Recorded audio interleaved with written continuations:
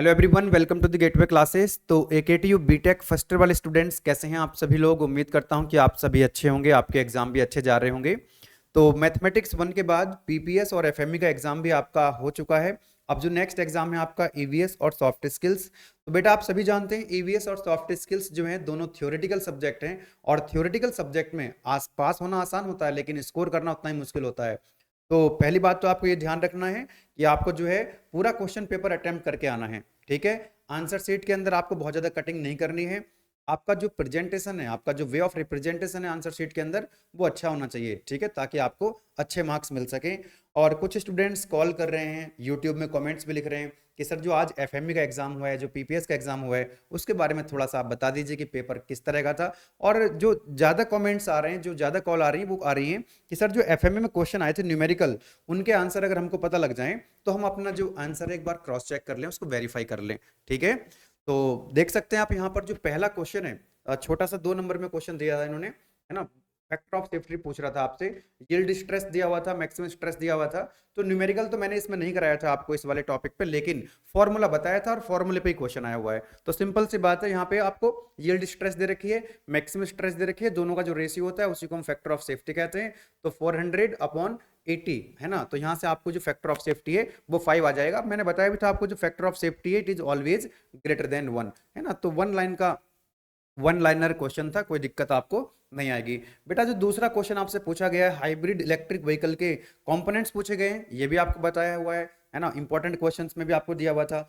अब मैंने जो आपको इंपॉर्टेंट क्वेश्चन दिए थे वो भी मैं आपको दिखाऊंगा, और मैं आपको वहां पर हाईलाइट कर दिया हूं कि ये कौन कौन से क्वेश्चन जो आए हुए हैं। हाँ, ये बात बिल्कुल सही है कि जिन क्वेश्चंस पे ज्यादा फोकस करते हैं सभी लोग, है ना, वो क्वेश्चंस थोड़ा कम पूछे गए हैं। लेकिन जो भी क्वेश्चन पूछे गए हैं वो इंपॉर्टेंट क्वेश्चंस में से ही हैं, और सारे क्वेश्चंस आपको कराए हुए हैं। हाँ, कुछ क्वेश्चंस ऐसे जरूर हैं जो हमने डायरेक्ट नहीं कराए, लेकिन वो चॉइस में निकल जाएंगे, है ना। वो चॉइस में आप लोगों ने निकाल दिए होंगे। देखिए उसके बाद जो है क्वेश्चन पूछ रहा है आपसे, फर्स्ट का जो सी है, इसमें आपको रेफ्रिजरेटर का क्वेश्चन है।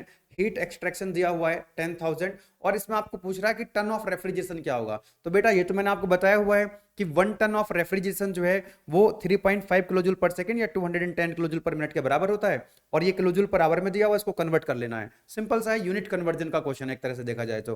ठीक है, तो ये भी आपने इजीली कर लिया होगा। उसके बाद आपसे पूछा गया था how does fluid pressure very. अच्छा, मैं इसमें ज्यादा समय नहीं लगा रहा हूँ, ठीक है ना। मैं आपको ये बता देता हूँ कि कौन कौन से क्वेश्चन जो है कराए हुए हैं। ये डायरेक्ट कराया हुआ क्वेश्चन नहीं था, इसमें P equal to rho g h वाला फॉर्मूला लगेगा, उसी से आपका आंसर आ जाएगा। ठीक है, उसके बाद आपसे गेज प्रेशर एब्सोल्यूट प्रेशर में डिफरेंस पूछा गया, आपको कराया हुआ है, वन शॉट में भी कराया हुआ, डिटेल में भी कराया हुआ है। ठीक है, उसके बाद प्रोबिंग रिंग, है ना, फोर्स को मेजर करने के लिए, ये आपको कराया हुआ है। एक्चुएशन सिस्टम, मैकेट्रॉनिक्स के बारे में डेफिनेशंस आपको यहाँ पर बताई हुई हैं। उसके बाद जो लॉन्ग क्वेश्चन है बेटा, सबसे पहला जो क्वेश्चन है 2 का पार्ट ए जो है स्ट्रेस स्ट्रेन कर्व, बहुत इंपॉर्टेंट है। और हर कोई बताता है आपको, जिससे भी आपने पढ़ा होगा, कॉलेज में पढ़ा हो, ऑनलाइन पढ़ा हो, सब लोग बताते हैं कि stress strain diagram for ductile and brittle material that is important. तो ये डायरेक्ट पूछा गया आपसे क्वेश्चन है, कोई दिक्कत इसमें नहीं आई होगी आपको। हाँ, जो इसका बी पार्ट है उसमें थोड़ा सा दिक्कत रही होगी, लेकिन जो इसका सी पार्ट है इंपॉर्टेंट क्वेश्चंस में आपको दिया हुआ है ना। आपसे पूछ रहा है due point temperature, wet bulb temperature, है ना, ड्राई बल्ब टेम्परेचर पूछ रहा है, ह्यूमिडिटी पूछ रहा है। तो ये 4 डेफिनेशंस आपसे लॉन्ग क्वेश्चन पूछ लिए, कराया हुआ है। मतलब कहने का ये है कि जो आपका पार्ट बी है, इसमें से 5 में से 3 क्वेश्चन आपको करने हैं, और यहाँ पर 4 क्वेश्चन जो है वो कराए हुए हैं। ठीक है, उसके बाद जो आता है आपका पार्ट सी में, जो थर्ड का ए है ना, बहुत ही सिंपल सा क्वेश्चन आपको ये मतलब कैंटिलीवर बीम का क्वेश्चन आपको दिया हुआ है। इसका फ्री बॉडी डायग्राम बनाना है ना। 15 किलो न्यूटन पर मीटर का एक यूडीएल आपको दिया हुआ है, और फ्री एंड पे 20 किलो न्यूटन का एक लोड लगा हुआ है। तो ये बन गया इसका फ्री बॉडी डायग्राम। आप चेक कर सकते हैं कि आपने यही बनाया है, ये इसका फ्री बॉडी डायग्राम है। और उसकी जो है, क्योंकि ये कैंटिलीवर बीम है तो यहाँ फिक्स सपोर्ट लगी हुई है, तो यहाँ पर 3 रिएक्शंस आपको कैलकुलेट करनी चाहिए। हॉरिजॉन्टल लोड है नहीं यहाँ पे, तो जो हॉरिजॉन्टल रिएक्शन आएगी that will be equal to 0, और यहाँ पे जो वर्टिकल रिएक्शन आएगी वो 80 किलो न्यूटन आएगी, और मोमेंट जो आएगा यहाँ पे वो आ रहा है 200 किलोमीटर मीटर। तो आप लोग इसकी जरा एक बार कैलकुलेशन चेक कर लीजिएगा, तो ये आप आंसर चेक कर सकते हैं। ठीक है, उसके बाद जो इसका पार्ट बी है, तीसरे का बी, ये तो डेरिवेशन है, और इसमें तीनों डेरिवेशन आपको करने थे, क्योंकि जो आपके इलास्टिक कांस्टेंट्स हैं, Young's modulus, bulk modulus, shear modulus और पॉइजन रेशियो, उसमें डेरिवेशन आपसे पूछे गए, हर कोई कराता ही है। तो ये तो आप दोनों कर सकते थे। उसके बाद देखिएगा जो फोर्थ का ए पार्ट है, इसमें चार्जिंग सिस्टम के बारे में पूछ लिया, कोई दिक्कत नहीं, आप इसको बेसिक आइडिया आपको दिया गया था इसका। लेकिन ये आपने सबने किया होगा, four stroke CI engine, compression ignition engine, बहुत इंपॉर्टेंट है, इंपॉर्टेंट क्वेश्चन में भी आपको दिया हुआ है, तो आप लोगों ने ये छोड़ दिया होगा और ये कर लिया होगा, तो इसको चॉइस में निकाल दिया आपने। ठीक है, कोई दिक्कत आई नहीं होगी, इसलिए ज्यादातर बच्चे जो है इसको बोल रहे हैं कि सिंपल क्वेश्चन पेपर है, कोई दिक्कत नहीं, इजी टू मॉडरेट कह सकते हैं। ठीक है, उसके बाद जो फिफ्थ का पार्ट ए है, फिफ्थ का पार्ट ए में आपको दिक्कत आई होगी, लेकिन आपने फिफ्थ का बी कर दिया होगा, रेफ्रिजरेटर और हीट पंप। ठीक है ना, कोई दिक्कत नहीं है। जो सिक्स का बाल, जो यूनिट नंबर 4 है, जो सिक्स का ए और बी पार्ट है, इसमें थोड़ा सा आपको दिक्कत लगी होगी। ठीक है, तो इसमें आपको पंप के बारे में, टरबाइन के बारे में लिखा होगा। हालांकि इसमें ये पूछा गया है कि discuss the factor affecting the performance of pump and turbine. तो वो जो फैक्टर्स हैं वो आपको नहीं पता होंगे। एक्चुअली ये जो क्वेश्चन बनाया गया ना, जो क्वेश्चन पेपर मुझे लगता है जिसने बनाया है, मैकेनिकल थर्ड ईयर में जो टीचर पढ़ा रहा था, शायद उसने पेपर बना दिया है, क्योंकि ये जो यूनिट नंबर 4 के क्वेश्चन आपसे पूछे गए हैं, ये थर्ड ईयर में आते हैं, इस तरह के क्वेश्चन फर्स्ट ईयर में नहीं पूछे जाते हैं। उसके बाद जो 7 का ए पार्ट है, 7 का ए पार्ट में मैं ये जरूर कहूंगा आपको कि जैसे मैंने आपको पढ़ाया कैम के बारे में, तो कैम के बारे में भी इसने पूछ रखा है, इंपॉर्टेंट क्वेश्चन मैंने आपको दिया था। उसके बाद रेचेट मैकेनिज्म के बारे में भी आपको करा, तो मैंने दोनों रखे हैं, लेकिन ये शॉर्ट क्वेश्चन के हिसाब से करा रखे हैं, ये इस तरह से पूछने जाते हैं, शॉर्ट क्वेश्चन में पूछे जाते हैं, इन्होंने लॉन्ग में पूछ लिए हैं, तो ये थोड़ा सा दिक्कत है क्वेश्चन नंबर 7 में। दोनों कराए हुए हैं, लेकिन क्या है कि शॉर्ट क्वेश्चन के हिसाब से कराए हुए हैं। आप यहां पर देख सकते हैं, ये 1 महीने पहले जो मैंने आपको मोस्ट इंपॉर्टेंट क्वेश्चंस की वीडियो बनाई थी, ठीक है ना, ये देख सकते हैं। तो जो पहला ही क्वेश्चन है, यहां पर फैक्टर ऑफ सेफ्टी से जो न्यूमेरिकल पूछा गया, उसके बाद ये जो क्वेश्चन है आपका स्ट्रेस स्ट्रेन डायग्राम, ये आपको आया है वो क्वेश्चन के अंदर, आज कोई क्वेश्चन पेपर में आपको मिला है। ये वाला आप देख सकते हैं डेरिवेशन, आज इसमें आपको मिला है। तो 3 क्वेश्चन आपको यहां से मिल गए हैं। ठीक है, उसके बाद आप देखेंगे चार्जर के बारे में थोड़ा बहुत आपको आइडिया दिया था मैंने। उसके बाद आपको फोर स्ट्रोक का जो सीआई इंजन का वर्किंग है, ये इंपॉर्टेंट क्वेश्चन में दिया था, ये आ गया है।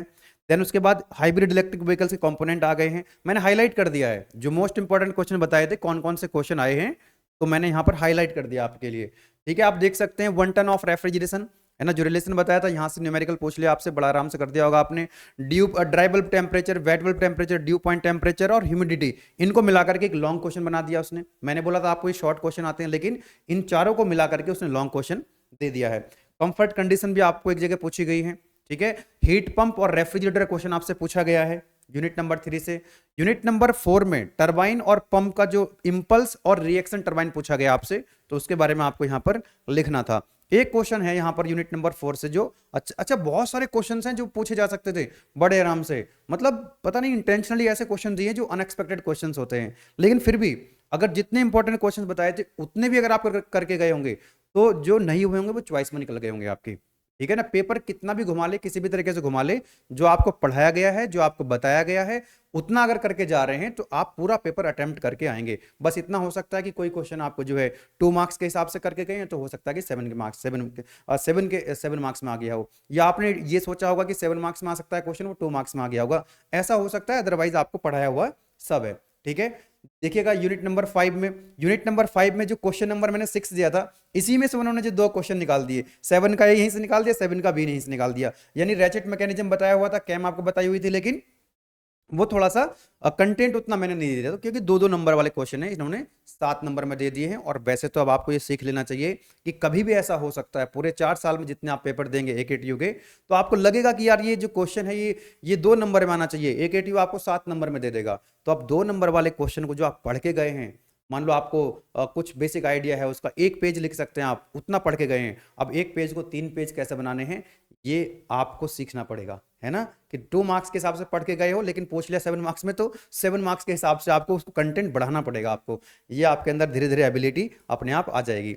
ये PPS का क्वेश्चन है बेटा, है ना, तो इसमें बहुत ज़्यादा बताऊंगा नहीं, लेकिन इतना जरूर बताऊंगा कि जो मैम ने 1 महीना पहले जो एक इंपॉर्टेंट क्वेश्चन की वीडियो बनाई थी निधि पाराशर मैम ने, तो यहाँ पर आप देख सकते हैं मैम ने ये क्वेश्चन हाईलाइट कर दिए हैं, देख सकते हैं ये क्वेश्चन एग्जाम में पूछा गया है, जो इंपॉर्टेंट बताया था आपको, ये क्वेश्चन ही पूछा गया है, और यहाँ लिख भी दिया है क्या ना, ये जो क्वेश्चन आया है थर्ड का A पार्ट है और ये थर्ड का B पार्ट है, तो देखो दोनों क्वेश्चन आपको मिल गए हैं, कोई दिक्कत नहीं, लॉन्ग क्वेश्चन एकदम एक्जैक्टली सेम मिल गए आपको। यहाँ पर आप देख सकते हैं ये क्वेश्चन मैम ने दिया था, आया है, डायरेक्ट पूछा गया आपसे क्वेश्चन है। ठीक है, ये वाला जो क्वेश्चन है, ये क्वेश्चन पूछा गया आपसे, हाईलाइट कर दिए मैम ने कि जॉन जॉन से क्वेश्चन है पूछे गए। देखो ये क्वेश्चन पूछा गया, ये भी पूछा गया, 6 का B है, ये 6 का A है, और ये 2 का D है। इस तरह से आप देखेंगे, देखिए 7 का A है, ये फर्स्ट का G है, 7 का B और 2 का E है। ओके, तो बस ये थोड़ा सा मुझे आपको जानकारी देनी थी कि आप लोग बोल रहे थे कि सर थोड़ा सा बताइए पेपर एनालिसिस के बारे में। तो बाकी आप लोग के जो एग्जाम हैं ईवीएस और सॉफ्ट स्किल्स, उन पर आप फोकस करें। जो एफएमई के न्यूमेरिकल आए थे वो मैंने उनके आंसर भी आपको बता दिए, यू कैन वेरीफाई, ठीक है ना। और पेपर की क्वालिटी और इंप्रूव हो सकती है। अब इन्होंने क्या काम किया, पेपर को अनएक्सपेक्टेड बनाने की कोशिश कर रहे हैं। पेपर को क्या कर रहे हैं, ये अनएक्सपेक्टेड बनाने की कोशिश कर रहे हैं, लेकिन पेपर की जो क्वालिटी है उसको इंप्रूव नहीं करने की कोशिश कर रहे हैं। पेपर को टफ करना, इंप्रूव करना, वो एक अलग विषय है। और ये कि कुछ भी उठा करके डाल देना कि साहब ये कुछ भी डाल दिया, है ना, किसी से पेपर बनवा दे रहे हैं। ये जो एफएमई का पेपर बना है इसको बहुत अच्छा बनाया जा सकता था, और इसके अंदर स्ट्रेंथ डाली जा सकती थी इसको, और अच्छा इसका लेवल इंप्रूव करा जा सकता था, क्वालिटी को इंप्रूव कर सकते थे। लेकिन मतलब कुछ क्वेश्चन उठपटांग से डाल दिए, जो मैकेनिकल थर्ड ईयर में पढ़ते हैं स्टूडेंट्स जा करके, वो क्वेश्चन जो है फर्स्ट ईयर में डाल दिए। मतलब सिलेबस ही नहीं देखते कि सिलेबस में क्या है। एक जगह बर्नौली क्वेश्चन का यूज कर रखा है इन्होंने, बर्नौली क्वेश्चन सिलेबस में नहीं है, पहले हुआ करती थी, अब सिलेबस में नहीं है आपके। तो 3-4 क्वेश्चन ऐसे हैं जो मैकेनिकल थर्ड ईयर में पढ़ाए जाते हैं, फर्स्ट ईयर में उनका कोई मतलब नहीं है। क्योंकि अगर वो सिलेबस को देख लेते हैं ना, यहाँ पे अगर सिलेबस को देख ले, जो पेपर बनाते हैं, पता नहीं किसको ठेका दे देते हैं पेपर बनाने का।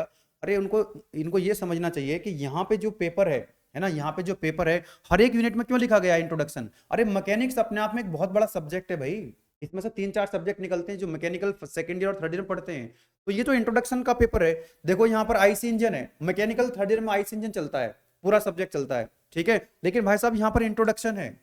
अब जो मान लो कोई आईसी इंजन पढ़ा रहा है और उससे पेपर बनवा लिया इन्होंने, ठीक है ना। यहाँ पर आप देखो हर एक यूनिट में इंट्रोडक्शन लिखा हुआ है, तो इनको सब्जेक्ट की समझ ही नहीं है ना, सब्जेक्ट की समझ ही नहीं है। लेकिन फिर भी ठीक है, हमने जितना कराया था उसमें से सब कुछ बच्चा करके आ गया होगा, लेकिन कुछ नहीं आ रहा होगा तो वो चॉइस में निकल गया होगा, ठीक है। तो बट आपको कुछ नहीं करना है, सॉफ्ट स्किल्स वालों को सॉफ्ट स्किल फोकस करो, ईवीएस वाले ईवीएस पढ़ो, बेहतरीन तरीके से पढ़ो। जब तक एग्जाम आपके खत्म नहीं हो जाते हैं तब तक आप अच्छे से पढ़ो। और मेरे ख्याल से इस वाले पेपर के बाद, ईवीएस और सॉफ्ट स्किल्स के बाद, आपकी होली की छुट्टियां हैं बहुत सारी, तो 1-2 दिन होली के लिए निकालना। लेकिन उसके बाद जो आपके नेक्स्ट एग्जाम आएंगे, फिजिक्स, केमिस्ट्री, इलेक्ट्रिकल, इलेक्ट्रॉनिक्स, उनमें आप बहुत अच्छा स्कोर कर सकते हो, है ना। वो सब्जेक्ट ऐसे हैं उसमें आप अच्छा स्कोर कर सकते हो। तो इसलिए होली की जो छुट्टियां हैं बेटा, और थोड़ा सा मतलब सेक्रीफाइस करो, और थोड़ा सा मेहनत करो, ठीक है।